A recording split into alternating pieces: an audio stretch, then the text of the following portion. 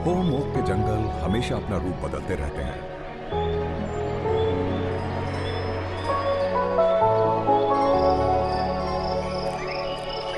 यूं तो ये अलग थलग होते हैं, लेकिन लगातार कायम रहने वाले और सुरक्षित भी। घास की वजह से समंदर के किनारे खड़ी चट्टानें बन जाती हैं। ये जंगल पहाड़ों या ऊबड़-खाबड़ सूखे इलाकों को ढक लेते हैं। ओक या बलूत के ये जंगल एक दूसरे से काफी अलग होते हैं। कुछ एकदम घने जंगल जहां घुसना तक मुश्किल है और जहां शर्मीले जीव छिपकर मजे से जीते हैं।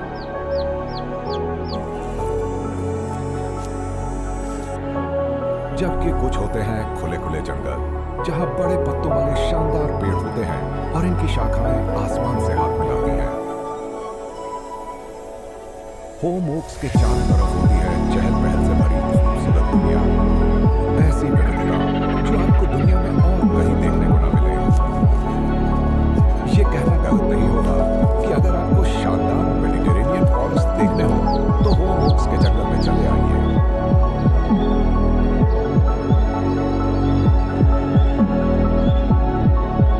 मेडिटेरेनियन इकोसिस्टम्स दुनिया के कई हिस्सों में पाए जाते हैं जो एक दूसरे से बहुत अलग होते हैं, जैसे दक्षिण अफ्रीका, कैलिफोर्निया और ऑस्ट्रेलिया।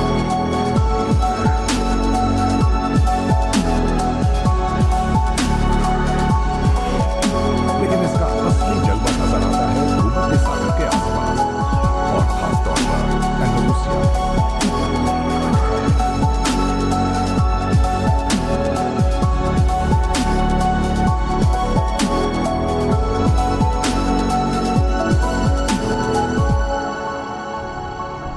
एंडालूसिया के अंदरूनी इलाकों में सबसे ज्यादा अनछुए और बेहतरीन होम ओक फॉरेस्ट मौजूद हैं। होम ओक्स बहुत अलग अलग तरह के मौसमों में उग सकते हैं, लेकिन ये लगातार बदलते हुए क्लाइमेट में तेजी से डटे रहने के लिए जाने जाते हैं, चाहे बर्फीली सर्दी हो या फिर आग उगलती गर्मी। ये जंगल एक अनूठी इकोलॉजी का हिस्सा है। यहाँ रहते हैं तरह तरह के जीव जिन्हें यहाँ के मेडिटेरेनियन क्लाइमेट के थपेड़े सहने पड़ते हैं। होम ओक के जंगलों में जानवरों की दर्जनों प्रजातियां रहती हैं। साल के अलग अलग वक्त ये यहाँ के पेड़ों पर पनाह लेती हैं और इनका भरपूर इस्तेमाल भी करती हैं। इनकी मोटी शाखाओं, इनकी पत्तियां, इनके तने और इनकी जड़ों के बीच रहते हैं तरह तरह के जीव। ये पेड़ कितनों को पालते हैं। चाहे अजीब सी वर्म लिजर्ड हो जो मिट्टी खोदकर अंदर घुस जाती है, या फिर बड़ा सा हिरण जो झाड़ियों में छिप जाता है।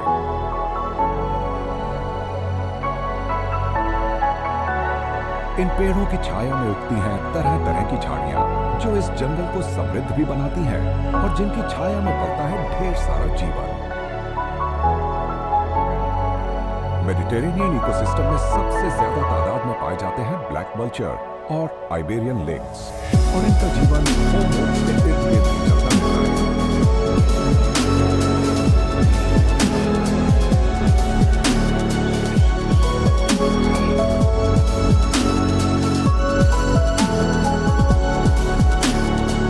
सर्दी का मौसम है, कोहरा छाया है और होम ओक का जंगल कोहरे में छिपी अपनी छाया जैसा नजर आ रहा है। रात को कुछ हिस्सों में तापमान -15 डिग्री सेल्सियस तक पहुंच जाता है।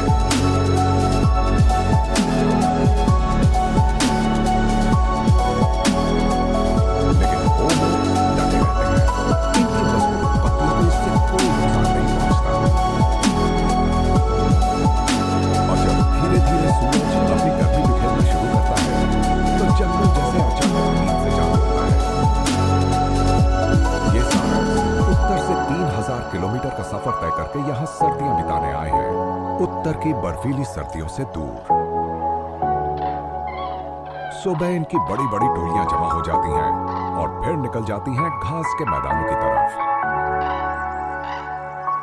ये मैदान असल में मिले जुले जंगल होते हैं जहां पेड़ भी हैं, घास भी और फसलें भी हैं।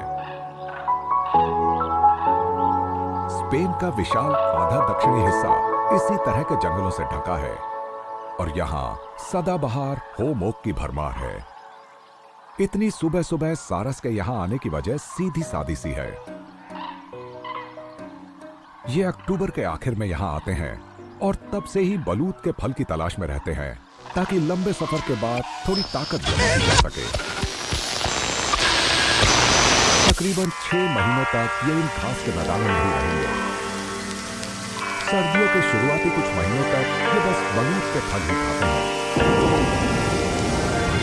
ऐसा करने वाले ये अकेले नहीं हैं। हजारों की तादाद में जंगली कबूतर भी इन्हीं मैदानों में चुप रहते हैं।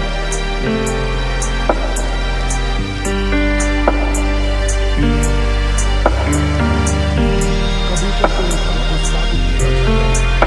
सारस के आसपास फलों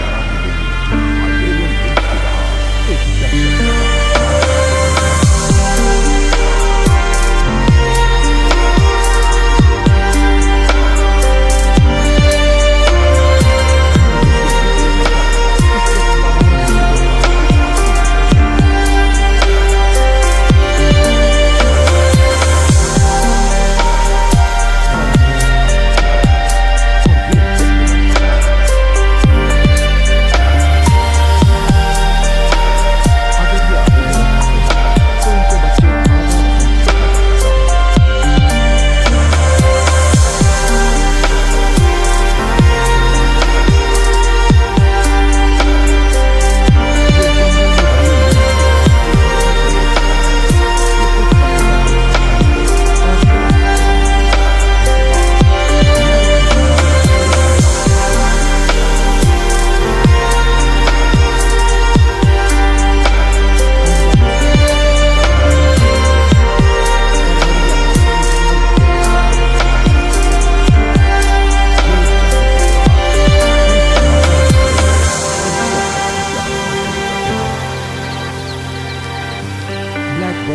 सबसे पहले बच्चों के आने की तैयारियां शुरू कर देती है।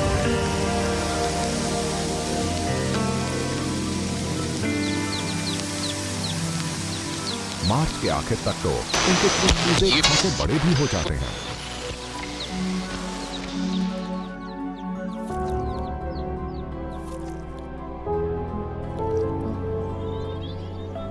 ब्लैकबर्ड्स के बाद बाकी प्रजातियां भी काम में जुट जाती हैं। नटहैच पेड़ों के तनों में अपना घोंसला बनाने की मशक्कत करते रहते हैं। ये डालियों पर मंडराते रहते हैं ताकि तमाम कीड़े मकोड़ों को पकड़ सकें और अपने भूखे बच्चों का पेट भर सकें।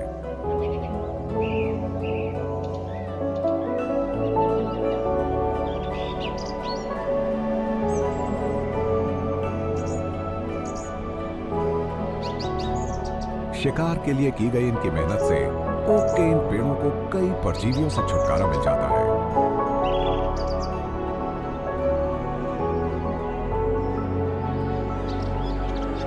स्पॉटलेस स्टार्लिंग्स भी ओक के तने में ही घोंसला बनाते हैं।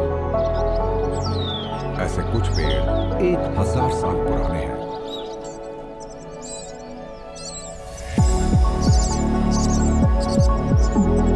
ओक की ये शाखाएं और तने किसी शहरी इमारत की तरह हैं, जहां दर्जनों प्रजातियों के जीव रहते हैं और बच्चे भी पैदा करते हैं।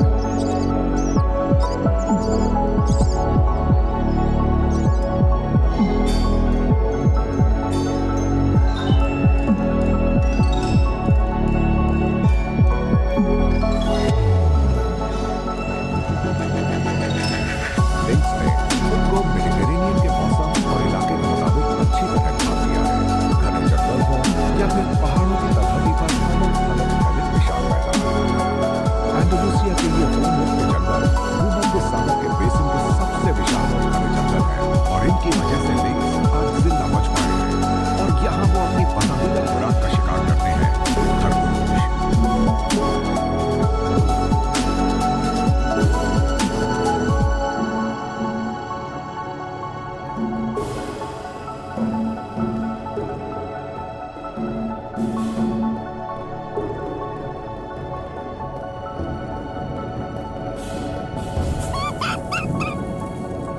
आइबेरियन लिंक्स सिर्फ खरगोश को ही खाते हैं, बस।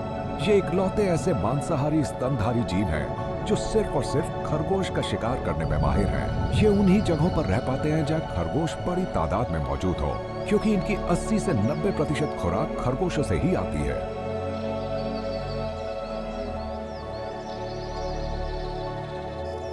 ये इन जंगलों में बड़े मजे से रहते हैं। दिन में ये सूखे ओक के पेड़ों के तनों के बीच छिपे रहते हैं। शाम घिरते ही ये कीड़ों और नन्हे वर्टिब्रेट्स की तलाश में निकल पड़ते हैं, जिसमें इसका जंगल सूखता ही चला जा रहा है।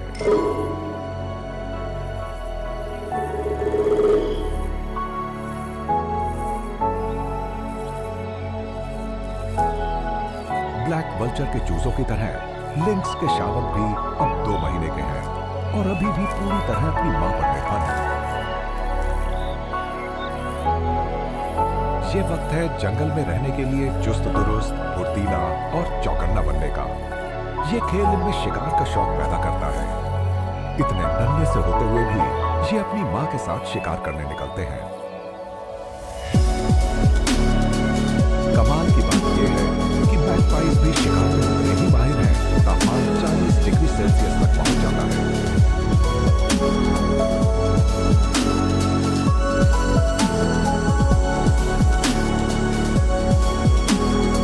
गिद्ध का ये चूजा ना तो भाग सकता है और ना ही छिप सकता है।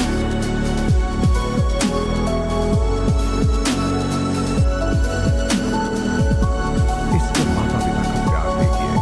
कड़ी धूप में ये इसे पंखों की छाया दे रहे हैं ताकि बच्चा जी सके।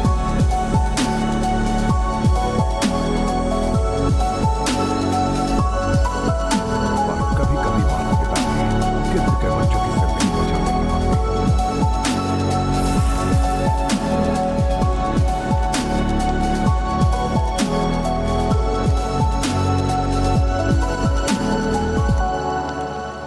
मेडिटेरेनियन के जंगलों में आग लगना आम बात है।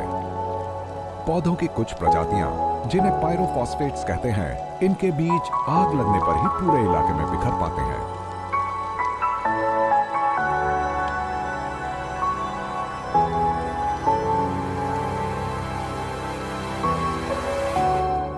जब आग लगती है तो ब्लैक वल्चर के बच्चे अपने घोंसलों में बेबस पड़े रह जाते हैं। ओक के इस पुराने जंगल के दूसरे सिरे पर कहीं बहुत दूर ये माता पिता बेखबर हैं। उन्हें बच्चों पर मंडराते खतरे की भनक तक नहीं लग पाती है। वो तो बस खाना जमा करने में लगे हैं और जिंदा रहने के लिए गोश्त जमा करना आसान काम नहीं है। यहाँ खाने की कमी है और इसलिए छीना झपटी आम बात है। बढ़ता है तो जोरदार लड़ाई छिड़ जाती है।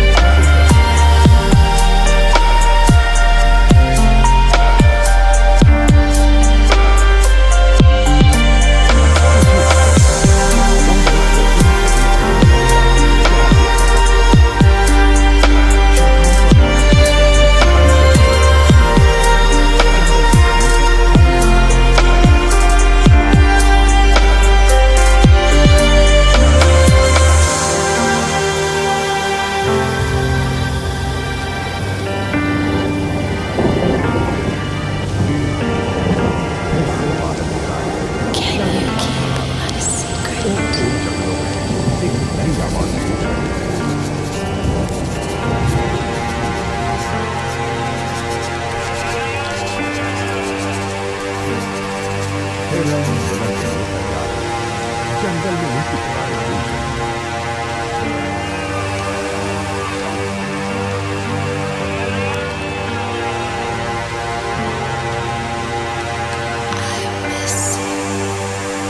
नर अपने खाने में छुपाने जाते हैं। ये चुनौती देने वालों से 100 काम करने लगते हैं और अपने फल को पा सकते हैं।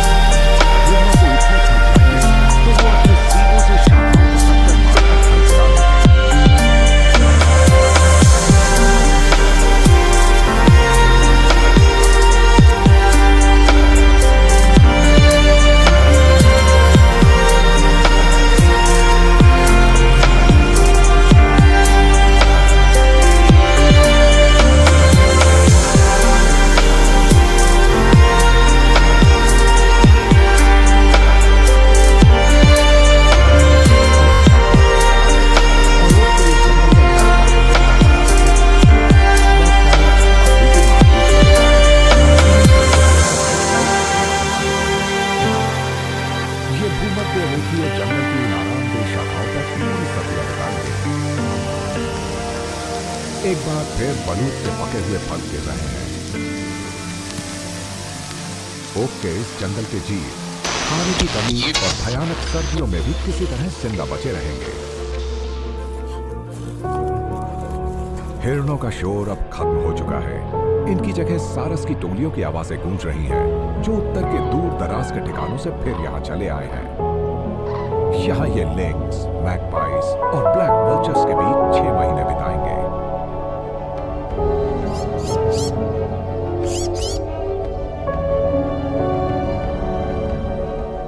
धरती के सबसे विविध और हरे भरे जंगल, और इन जंगलों की जान है ये जीव।